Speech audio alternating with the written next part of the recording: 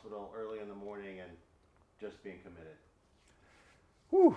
I had a lot of family here at my house. I had my titi, I had my mom, my brother, and my close friends. And this was about 4 o'clock in the morning. I remember smiling and laughing with everyone throughout that day.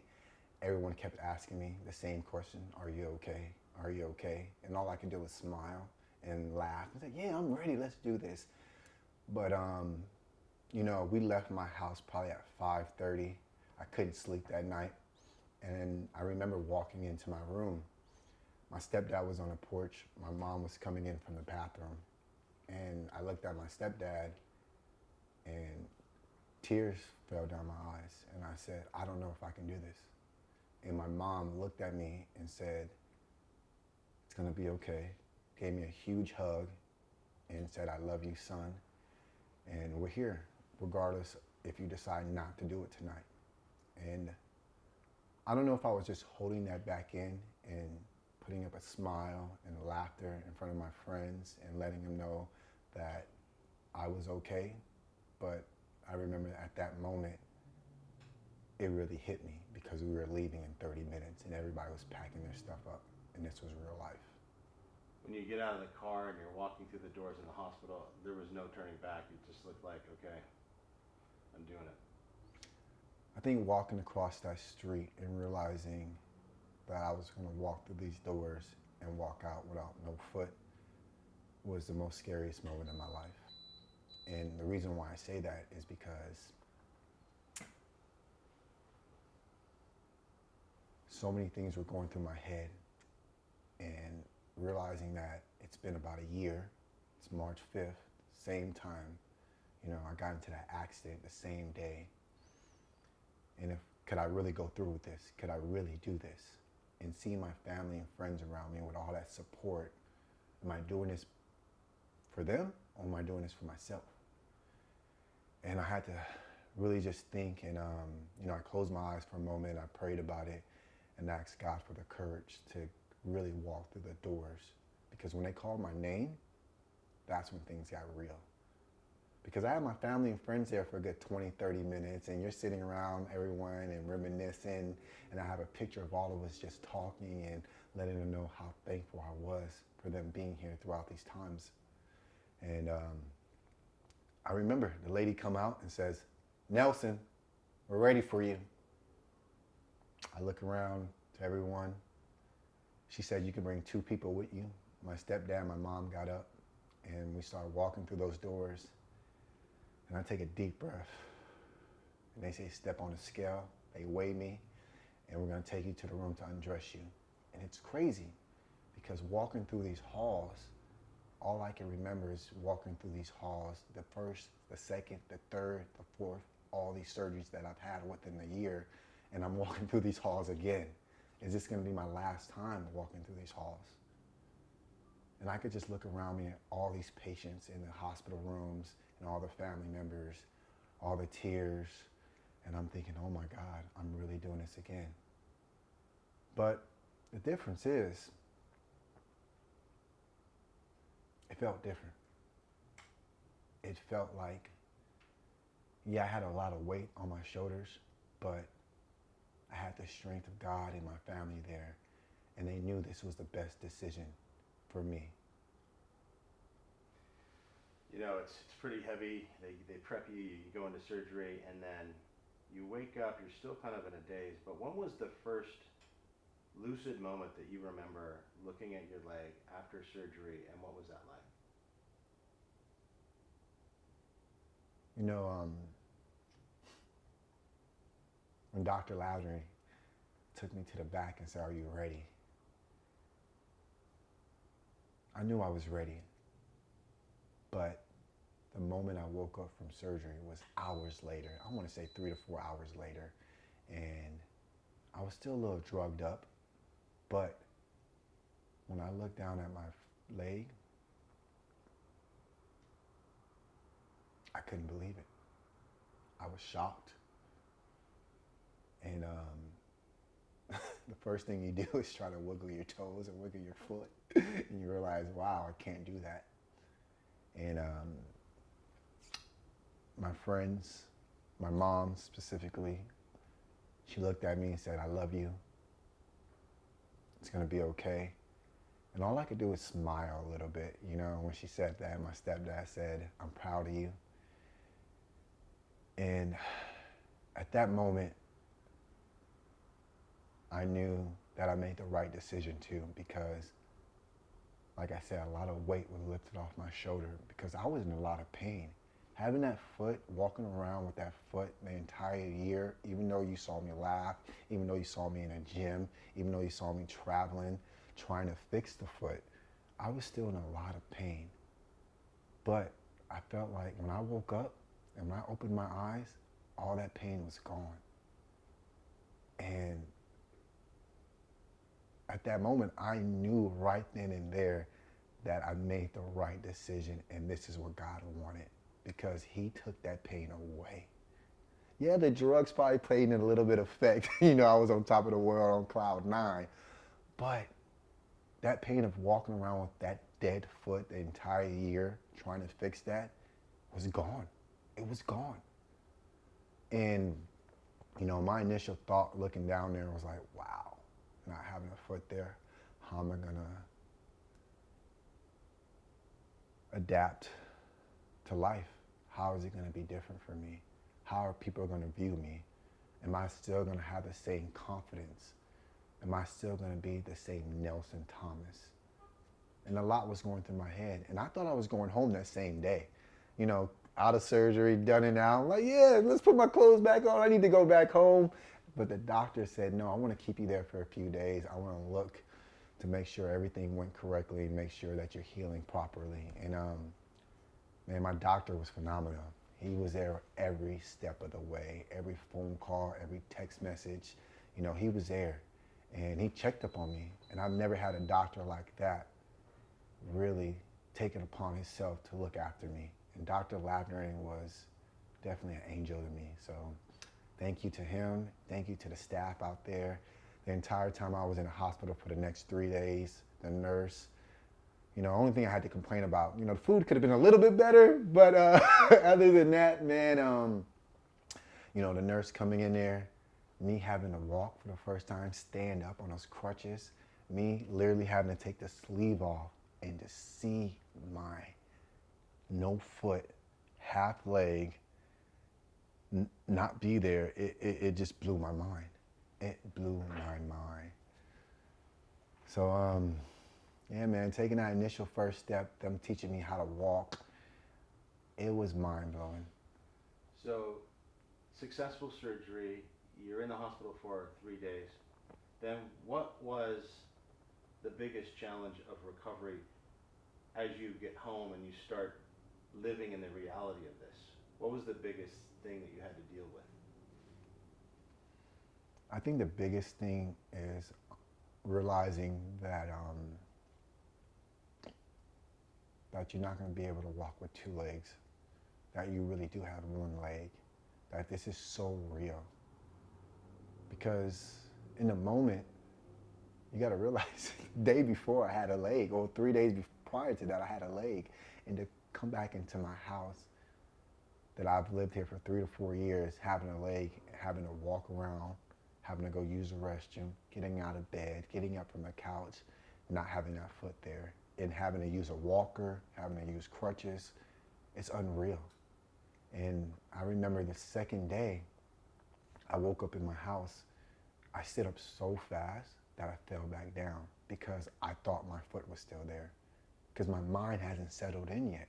I've had my foot for 35 years, and to wake up and not think and just to do the normal thing, go use a restroom or brush your teeth, you stand up so fast, you don't think twice.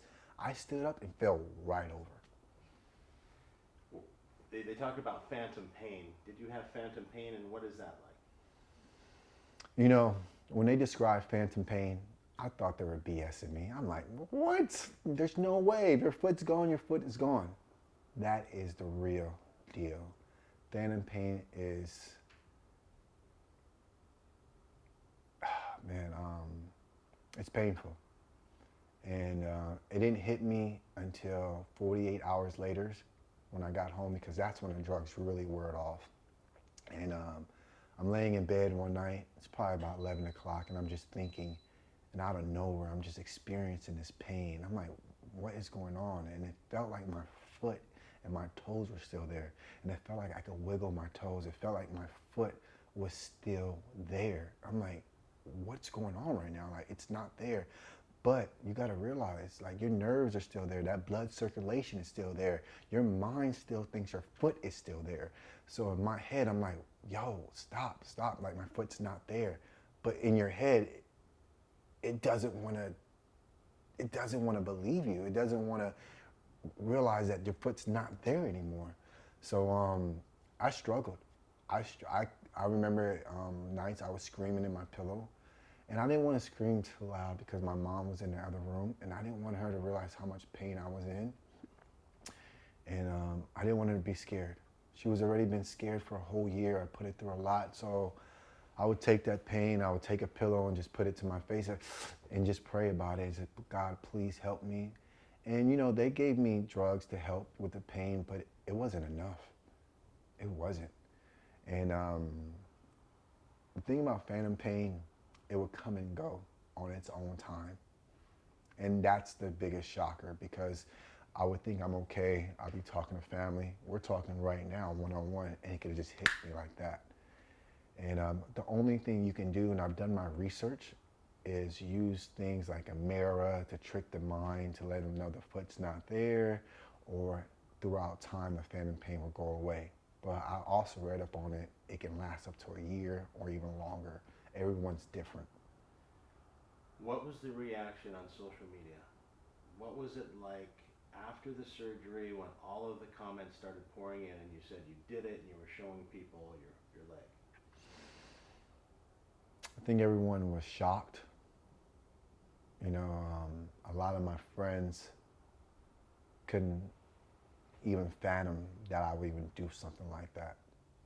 And a lot of other people were happy. You know, the amputee world is so beautiful, man. They opened their arms up with me with all love and embraced me like I was one of their own, which I am now. I represent the amputee world to the fullest. The below knee, I don't care what kind of amputee you are, both legs, no arm. The world opened their arms wide open and embraced me with all the love. And that felt amazing. And they said, Nelson, it's gonna be okay. These next couple of weeks, you getting acclimated to being a below knee amputee will be hard, but we're here for you. If you need to talk to us, if you need us to walk you through anything, if you need any kind of information, pick up the phone and just call. We're one phone call away. And if we don't pick up that call, text us, blow our phone up. But social media embraced me. They loved it. They loved the fact that I had so much confidence within myself to show them the steps of becoming a below knee amputee, and wasn't afraid to admit it. And I think with the confidence I have within myself, really showed people that nobody's perfect. We're all imperfect people, but we choose of what to do. What we choose to how we go about life. I can be here, I can be sad, I can cry, I can shed tears, and I can really be down on myself. Or I can own this and put a smile on my face and show people that, hey, I'm here, I'm Nelson Thomas, and I'm a below knee amputee. Yeah, you definitely owned it, and you're also, I think, encouraging others that aren't amputees to say, look, I have no problems. You know, I might have the stress of daily life, but you know what? This is a big challenge, and look how you're embracing it. You've got to see the encouragement that you're giving other people as well. I definitely see that, man. It blows my mind how I inspired people throughout the world. You know, I've been around the world, and I've had this platform where I can touch a lot of people, but I've touched people in ways that I never thought I could. And it's through God. I feel like I'm doing God's work. I'm helping others. Even if you're not an amputee, if you're going through some kind of crisis or things are just not going your way, I'm still inspiring those people. Look, man, you have brighter days in front of you. You just got to keep going. You have to believe, and you don't have to give up. You know, most people would wait 6 weeks, and then maybe do a walk, or maybe get on a bike, or try to get. But you're like full hardcore at the gym now. When did you start going back to the gym? And I mean, you're like 0 to 60, all gas, no brakes. Right. I agree. Oh my God. I was itching. I was itching from the gym. You know, being at home and having my mom here every step of the way. You know, after surgery, she stayed for 2 weeks, and that was the best 2 weeks ever. You know, throughout all this, you know, my mom and I got so much closer. Our bond is so much stronger. And not just my mom, my family, and my friends. It's been amazing, right? But, you know, the doctor said when I had my follow-up appointment and I got my stitches out, he said, Nelson, I'm shocked. I'm surprised. Like, your healing has came so fast. It's ridiculous. He said, let's take the stitches out. I was like, for real? And usually you can't get these stitches out within 4 weeks or 6 weeks, but the nutrition and me going into surgery, my body was on point. And because I took care of myself prior to surgery, and it reflect on the outcome of my surgery. That's why I was able to get my stitches out within 2 weeks. That was amazing. And he said, look, Nelson, I know you want to run. I know you want to get back into the gym, but this is a marathon. Give yourself another couple of days before you get back into the gym. So I want to say it was about 3 weeks after surgery and when I got back into the gym. And I'm taking it slow, taking it baby steps. You know, I know a lot of people see my videos on social media and are very, you know, please be careful, please take your time. And I am, you know, and I want, you know, I let people know, you know, the gym is my place where I can just let everything loose and really just be at peace and really be me. So it's been a blessing to be back into the gym. And let me show you the healing, man. And this is called a shrinker, you know. After when you first get out the gym, they give you an extra large. I was able to put a small within a week.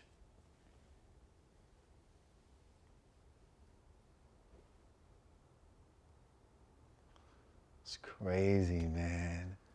The healing process, the scarring, everything. I even can move my nerves and my muscles because the doctor said you want to work these muscles down here. Watch this. That's me moving the nervous system and growing that muscle down there.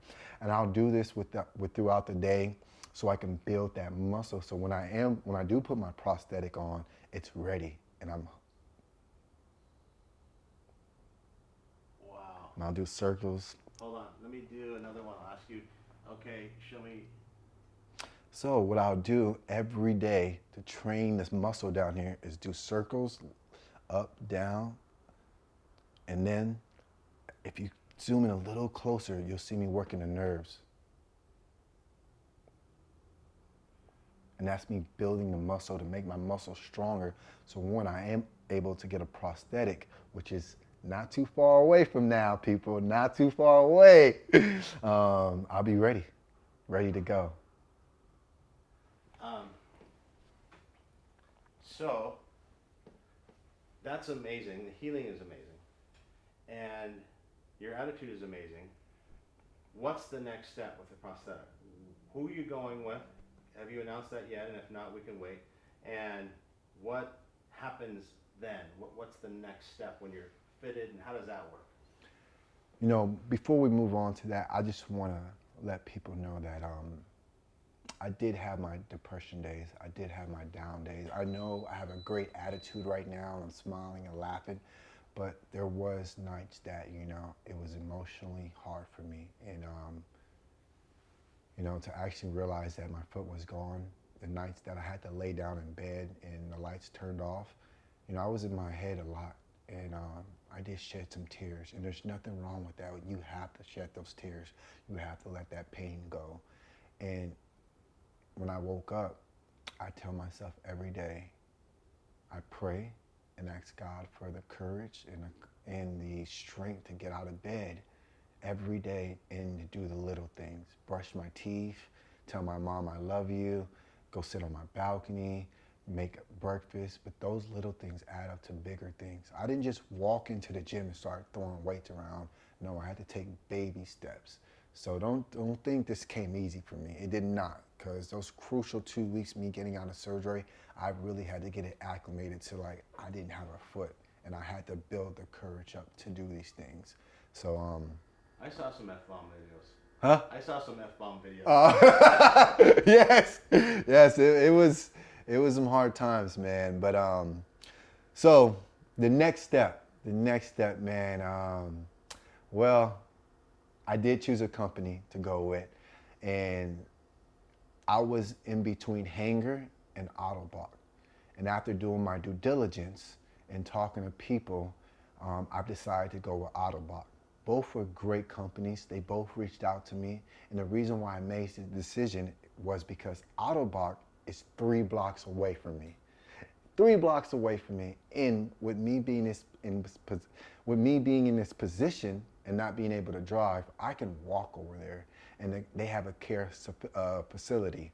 So I think that made the decision a lot easier for me. And not only that, I've spoken to Autobot's team. They have a schedule for me. They know what I'm looking for. They know what I'm trying to accomplish. And they're all for it. And I think the biggest thing is having a team around you, because I'm not going to be able to do this on my own. And both teams, Hanger was amazing too. I got to experience Hanger. I got to speak to them. Oh my God, they were amazing. It was such a hard decision. But after speaking to a couple people and realizing the distance between how far Hanger was and how far Autobach was, it made my decision a lot more easier, because the hardest thing for me was being able to get from A to B. And with Autobach being down the street from me was easier for me. So it made the decision a lot easier for me to do. So the next step, April 8th, Monday, 2:30, I will be walking into Autobach, and they will start doing the process of having a prosthetic.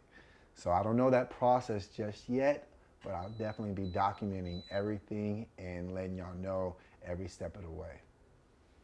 Now, wrapping this up, how would you describe this? It's like 3 chapters, right? The first chapter was trying to find a solution to keep your leg. Right. The next chapter was the amputation, and now you're going into this next chapter. How would you wrap up the amputation process, the healing, and now heading into a new hope?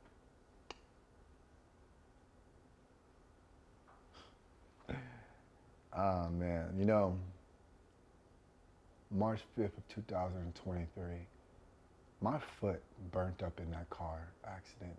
It burnt up in the fire. But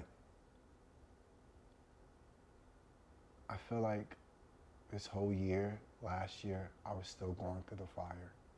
I didn't make it out just yet. Physically, I made it out, but mentally, I didn't. And I really had to pray about it, open my heart to God, open my Bible, and find the right wisdom and words to get me out of that fire and find the light. So I know a lot of people are shocked when I say that, but I was still in that fire last year. And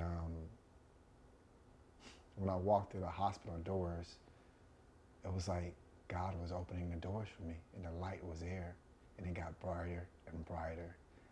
And after surgery, he really lit it up. The sun was shining, and now it's brighter days, and it's only getting brighter from here. That's how I would describe that. Great, and we'll be there when you're dealing with the prosthetic too. I don't know if we have a budget to fly to Florida when you're training for the Special Olympics, but we'll work on that. That's a big thing, man. I've had a couple of coaches reach out to me about joining the Paralympian team, and I've talked to a couple, and that's on my agenda. Being a Paralympian, the next one's in 4 years. I thought I could just hop in it this year and let's go, but no, this is a marathon. It's not a sprint. I don't know which events that I will be doing just yet, but best to believe I will become a Paralympian. That's my goal. My goal is to win the gold. And not just that, man. I've had a literal agency reach out to me about writing a book on my story, which that's amazing. That is amazing. And, you know, they want to set up to where I'm traveling the world and talking to kids and talking to adults and letting them know that there is light at the end of the tunnel. And I'm going to walk you through the darkness, though, before we see the light. And I love that. I've always wanted to be a motivational speaker. Things are flourishing right in front of my eyes. And who knows what the future has hope for me. I know a lot of people want me to go back onto the challenge and be the first prosthetic and amputee world competitive on the challenge. If that's what God wants, that's what I'm willing to do. But right now I'm working through him, and who knows. Has the challenge reached out to you? Yes, the challenge has reached out to me. Shout out to TJ. He's definitely checked up on me. He's called me, he's texted me, he's DM'd me, checking me out, making sure my head's right, making sure physically I'm right, and they can't wait till I can make a comeback. It's gonna happen. It's gonna happen. Anything you want to add I didn't ask or you think is important? I just want to let everyone know I'm not a victim. I didn't make a mistake that night. I made a poor choice, and I'm learning from my poor choices. You know, I'm not perfect. We're all imperfect people. It's not how we fall, it's how we get back up. But I'm not a victim, and I will not be victimized. I will own what I did, and I think it takes a true person to own your choices, even if it's bad or good. That's it. Define you. Your story's not over. Speaking of speaking, you know, you've got to come with me in June if you're available to the next lunch. I think Rick Perry's speaking at that thing. But everybody at the table and the place is going to want to say hi. No doubt. That would be crazy. That would see me walking with one foot. I know, like you're walking with no crutches, you got your prosthetic. Oh man, I can't wait to speak at one of those, man. I need to reach out to Toolbox. Yeah, one person reached out to me and they put me in touch with another below knee amputee, and I reached out to them. Thank you for watching. Please hit the subscribe button and get the latest news by downloading the CBS Austin News app.